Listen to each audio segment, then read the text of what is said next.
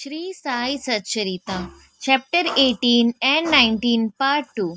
At this time, Hemant Pant was present there.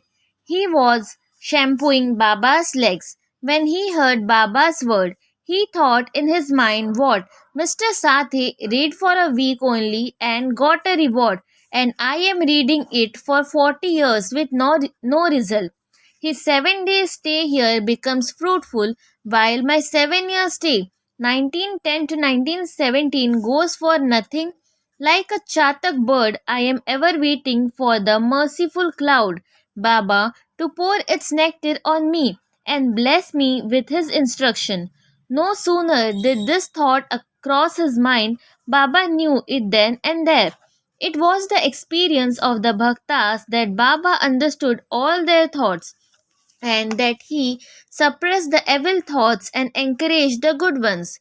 Reading Hemant Pant's mind, Baba at once asked him to get up, go to Shama, Madhavrao Deshpande, get from him rupees 15 at Dakshina, sit and chit chat with him for a while and then return. Mercy dawned in Baba's mind, and so he issued this order. And who could disobey Baba's order? Hemant Pant immediately left the masjid and came to Shama's house. He had just bathed and was wearing a dhotar. He came out and asked Hemant Pant, "How is it that you are here now? It seems that you have come from the masjid. Why do you look restless and dejected? Why are you alone? Please sit and rest, while I shall do my worship and return. In the meanwhile, you please take pan bida, leaves and betel nuts, etc. Let us then have a pleasant chat." After saying this, he went inside and Hemant Pant sat alone in the veranda. He saw in the window a well-known Marathi book named Nath Bhagvat.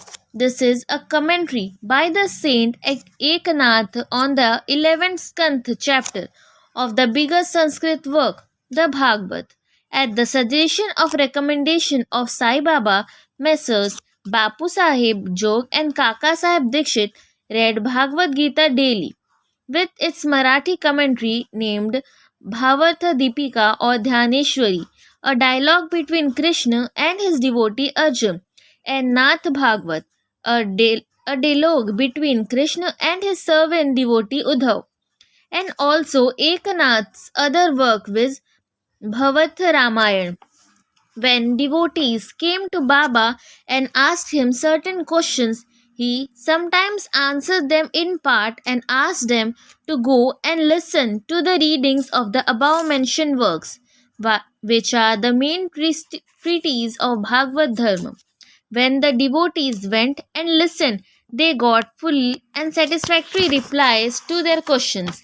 Hemant Pant also used to read some portions of Nad Bhagavad. That day he did not complete the daily portion of his reading, but had left it unfinished in order to accompany certain devotees who were going to the masjid. When he took up the book from Shama's window and casually opened it, he found to his surprise that the unfinished portion opened up.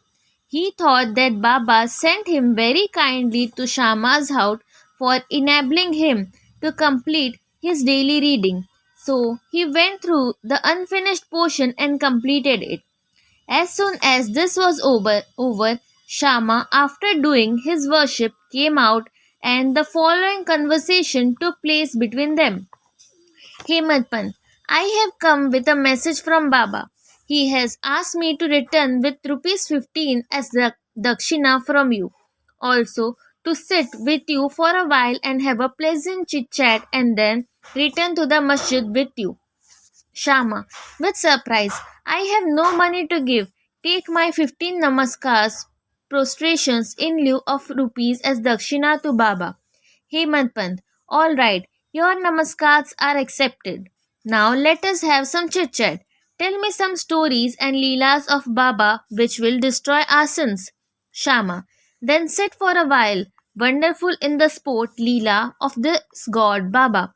You know it already. I am a village rustic, while you are an enlightened citizen. You have seen some more leelas since you were your coming over here. How should I describe them before you? Well, take these leaves, betel nut and chuna, and have the pan bita, while I go in, dress myself, and come out. In a few minutes, Shama come out and sat, talking with Hemadpant. He said, the Leela of this god, Baba, is inscrutable. There is no end to his Leelas. Who can see them? He plays or sports with his Leelas, and still he is beyond, unaffected by them. What do we rustics do? Why does not Baba himself tell stories? Why does he send learned men like you to fools like me? His ways are unconceivable.